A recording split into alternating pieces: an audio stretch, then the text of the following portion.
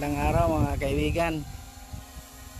Ang topic natin ngayon ay itong tinatawag nila na paliparan sa WAO o airport. Kasi maraming nagtatanong, lalo na sa mga bagong henerasyon dito, paano nagka-airport ang WAO? So ganito yon mga kaibigan. Sa panahon ni Pangulong Ramon Magsaysay, itong WAO Lanao del Sur ay ginawa niyang resettlement. So kumbaga ito ay bundok pa ito, marami pang mga malalaking puno na mga wild na mga kahoy yan dito. So ang nangyari, kasi walang kalsada dito,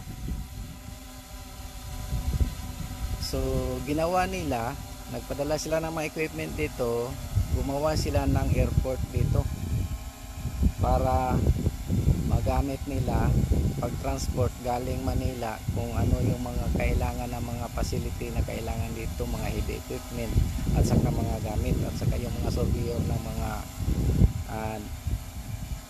department of agrarian reform. So ganito yon. Kung 1950s, so pinag-survey niya itong mga lupa dito. So pinag-subdivide niya into 8 hectares, mayroon din 6 hectares with marker yun, o yung tinatawag natin na muhon. So lahat ng farmland dito may mga marker. So kagaya ng makita natin sa muhon, mayroong PIS, mayroong GS. So ibig sabihin ng PIS, private survey. So kung GS, government survey yun. So bago niya pinapasok yung mga tao dito o ginagawa niyang settler, so kumbaga plansado na itong WAO, naka-survey na lahat. So kompleto. Kasi bago niya binigay sa mga tao ang farmland, kumpleto na pati papel mayroon na. So ito yun, ito yung airport, kaya nangyari ang airport dito. So ito, idodrone ko yung airport kung gaano ba ka haba itong runway nito. Kaya tansa ko nito mahigit 1,000 meters ito pero titingnan ko lang dito sa drone ko, makikita naman to. So okay, tara na, tingnan natin.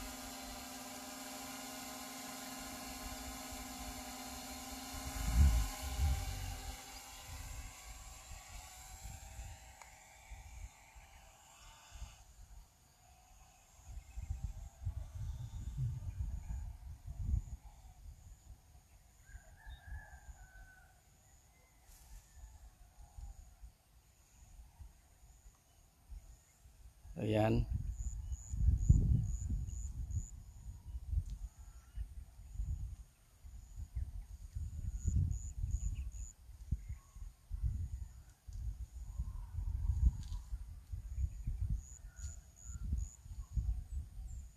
Nasa 300 meters na yung drone.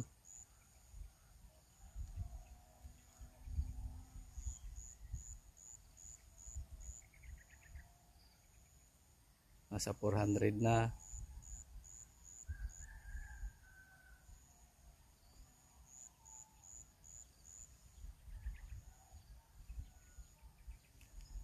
So 500 meters na.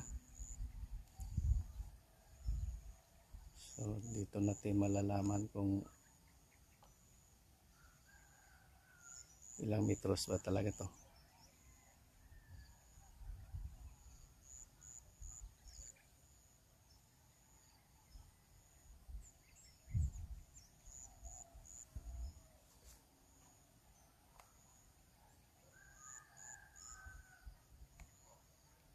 So 700 meters na.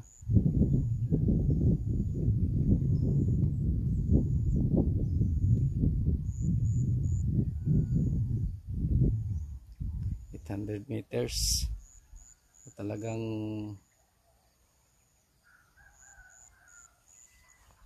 mahaba-haba itong runway na to.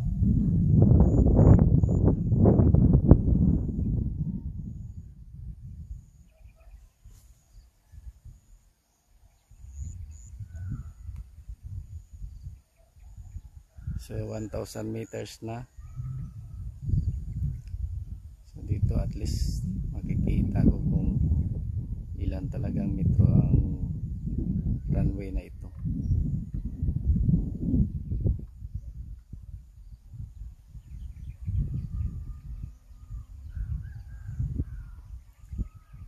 So ito sa ngayon wala pong gumagamit nitong airport kasi wala naman masyadong naglaland na eroplano dito. So ayan, nasa 1,200 meters yung airport kasi ito lampas na to. So yan ang runway ng WAO, nasa 1,002. Mayroon pa sa likod ko siguro mga 1,300 pala ito kasi mayroon pa sa likuran ko eh. So ang na-count lang ng drone ko yung nasa harap ko. So ito yun.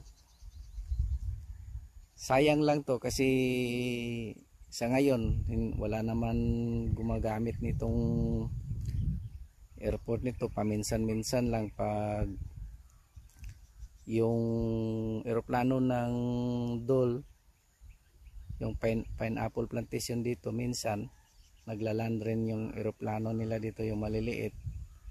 So sila lang ang gumagamit nito. Pero dati ito talaga nung tinatag yung resettlement ng WAO, halos palaging may naglaland na eroplano dito.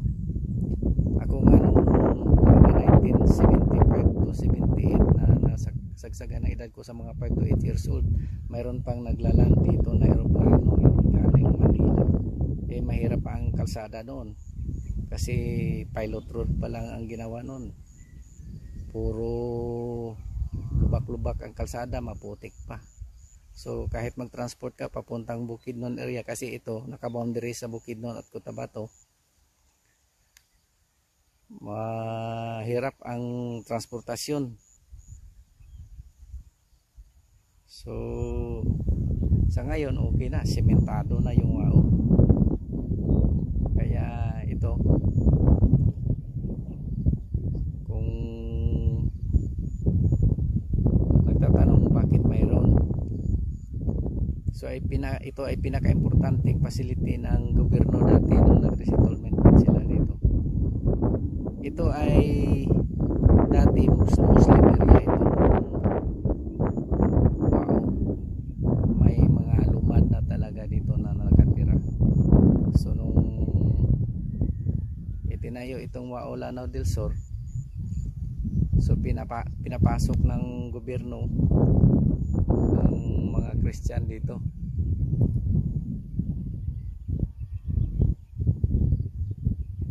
So kaya yan, maraming mga Kristiyanos na nakatira dito sa WAO. So ito lang yung munisipyo ng municipality ng Lanao Sur na ang mga karamihan sa mga tao nandito ay mga Kristiyanos.